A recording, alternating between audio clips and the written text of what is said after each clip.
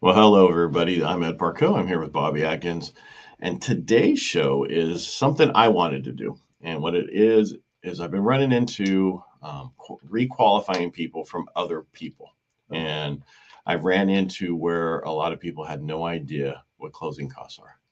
And so I wanted to make sure people don't get caught off guard by closing costs, right? It's like as I go through my spill, it's a normal spill. I start from point A and go all the way to Z when I'm talking to clients to make sure I cover everything. And I ask them, do you know about closing costs and prepaid items? Which we're only going to talk about closing costs today.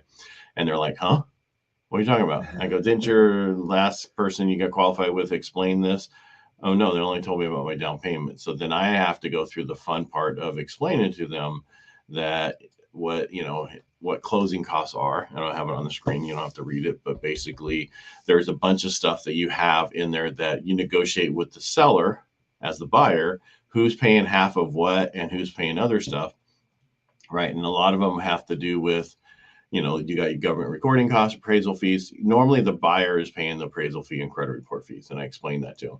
But the biggest thing on the third one down there, or fourth one, I guess it is lender origination fees. That right there is negotiable, right? With your whoever your lender is, that's negotiable, and you shouldn't have in that box one any origination fees. You should not have to pay in this market underwriting fees, processing fees, and any origination fee.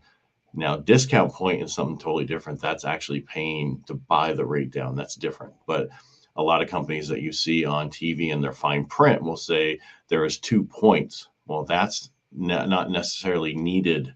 They might be buying that rate down so low just so they could sell it on TV. Yeah. But you don't really want to do that because you're not going to stay in these loans we're going to do right now forever. You're probably going to be refinancing them in 1 to 2 years when the market falls apart when it comes to rates, and so not the lending side. So if you buy down, say 2 points, does that mean you have to stay in that loan longer? You don't have to, but you're not going to get the benefit, right? If you're going to buy the rate down, that means you're buying it below market. So that means you're going to stay in that rate, and that's going to be a benefit. If rates go up and they don't come back down, then you did great. But if you look at historically, rates come down, we're here for a while, then they go up, and then something happens and they have to spur the economy, and then rates drop again, right? A lot of people ask me during this conflict we're having right now, which they're not calling a war, they're calling a conflict, was that going to affect interest rates? Well, it hasn't yet. It went the complete opposite because of our administration's issue with oil. And I say our administrations because if you go back, look at the gas prices. They didn't go up this much in the last, 19, 20 days, however long this conflict been going on. It's been going up ever since the administration took over and stopped the Keystone Pipe and other stuff that they've done. So don't just listen to the thing about, well, it's because of this. No, be smarter than that. Look historically, look at the numbers. The biggest problem is, I think I showed you a few times, there's a book that says how to lie with statistics. Mm-hmm. And that's what they do. They take these certain numbers, convert them so it makes it sound great. Just like there's 9,000 leases out there that these people can get. Well, 60% of them are non-producing. So they're really, yeah, you're right. There's 9,000 of them, but you didn't say that there's only 4,000 of them that they can actually possibly do anything with. And it's going to take forever. But that's not what we're talking about today. Sorry. Yeah. Let's get back to the closing costs issue. So you don't get me on my soapbox. Anyway, so we were talking about these are some of the tax. So the negotiated, the 50% stuff is like title services, escrow fees, tax service, survey fees. I have attorney fees in here because in other states you have attorneys. In California you have escrow companies. You're either an escrow state or a wet state. Wet states have the attorneys. Escrow states have escrow companies. All right. So those are what closing costs are. I want to make sure everybody understands that. As you can tell, I have my banners kind of messed up, but anyway. So I want to make sure you're aware. What are closing costs is what we just talked about, right? These things, all right? And you have to understand that they're there and understand what are you responsible for.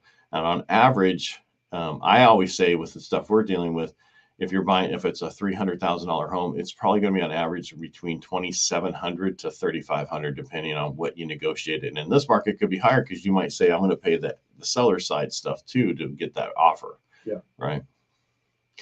And again, it's by area. Freddie, this is something that came to me. Freddie Mac was saying that it's different by area, and it's too.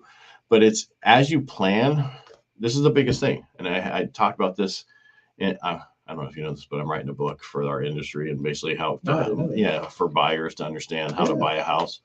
And one of the things, as I say in there, is how you need to plan and budget so you know what your expenses are and you know what you can afford, not what I can qualify you for. Because I might qualify you for a payment that's way higher than what you want with your budget. And maybe you find out with your budget, with your income, it's not enough to survive when you buy a house. So maybe we need to look at getting a different job or, moving up so that you make more money faster. And right now with 11 million jobs out there, it's the only time in history you're able to go out and get a different job. Well, yeah, I've heard stories about, I think it was a local McDonald's that was offering like $20 an hour. Well, in and out, all those places, dude. I think there's so many server places you can go or places to go on $20 an hour or this or that to get people in to come to work because they're just not coming there. Yeah. We have no idea where they are. But what I'm saying, as I'm saying this, I just lost my whole staff. I'm just kidding. I try to pay really well because that's how you keep people happy. Yeah. All right. But the biggest thing here is, see this, it says 41% of home buyers were surprised with their closing costs, meaning that they had no idea they were there. So that means we're not doing our job. Some of us in our industry are not doing our job, and we need to make sure you're aware of the fact that there's closing costs. And then there's also prepaid items. The prepaid items is when you set up an account to pay for your taxes and your insurance for you in your payments, so you don't have to pay that separately each, twice a year for taxes and once a year for insurance. And that's what your prepaids are, and also some interest. And that's basically what I had for today. Did I miss anything, Bobby? No. I think that's great. And I think there's a failure. I mean, obviously, as realtors, we're not on the lending side, but I still try to learn as much as I can to give my buyers a heads up, right? So, like I always tell my people before I even send them, your way, that, hey, you need to ask about closing costs and prepaid, things like that, because those are all those fees that when you look at a purchase price and you say, here's my down payment, a lot of folks think that's it. And it's like buying a car. You go to the lot and you buy a car, you're walking out $2,500 less in your pocket than you thought because, they have all their fees. You mean the undercoating and all the other extra stuff? Well, and then like, they go to the DMV and everything like that, get your new plates.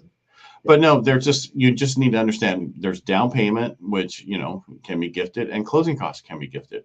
And I was telling, somebody else, it's like this stuff can be gifted if you don't have enough. This is not something we can get from the seller because you're already going to be paying top dollar for the house. There's not going to be extra room to add in there some closing costs like it used to be because we're so drastically in a seller market. It's going to be this way for a very long time. Yeah. These are things you need to address. Now, if you had a 401k, 403b, you need to see if you can borrow that money out of there to help you pay for your down payment and closing costs, or out of your IRA.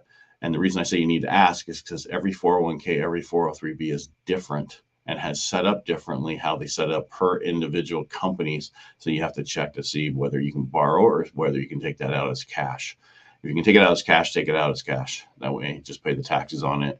And if you're doing it for your purchase of residential real estate, you get away with the early payment, that 10% hit that they normally do for early withdrawal. You don't have that usually when you're buying the new home, your first home. So look into that. That's usually a really good place to go for that kind of stuff. But again, biggest thing I want to make sure is people understand, don't get caught off guard with closing costs. There are closing costs. The biggest thing that are negotiable about all the closing costs is the lender side of it, whether they're charging underwriting fees, processing fees, those garbage fees. You're going to have to pay credit report usually and the appraisal. Those are the two things that usually gets passed through that you can't get away with. But credit reports, whatever that cost is. So if it's $22, it's $22. If it's $55, it's $55. So like I said, that just gave me an idea for their show. I don't know if it'd work, man, but you had a show recently where there's a guy that does 401ks, right? Mm-hmm. Mm-hmm. Yeah. I mean, what if we could do a 3-way show on that? We can, but we've had a few of them on because there's two different ones. I have a guy that who sets them up and talk, and then I had another guy who actually funds them and how you can do it differently. Gotcha. But we can have it. That's easy to do. Yeah. All right. I know there's a lot of nuances, and people need to know where they're going to get the money, especially in this market.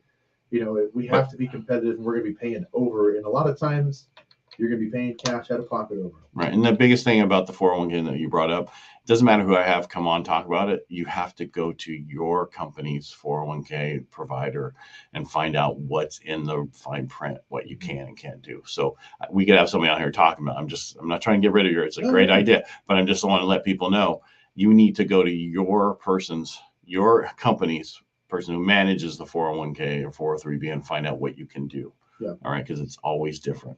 All right.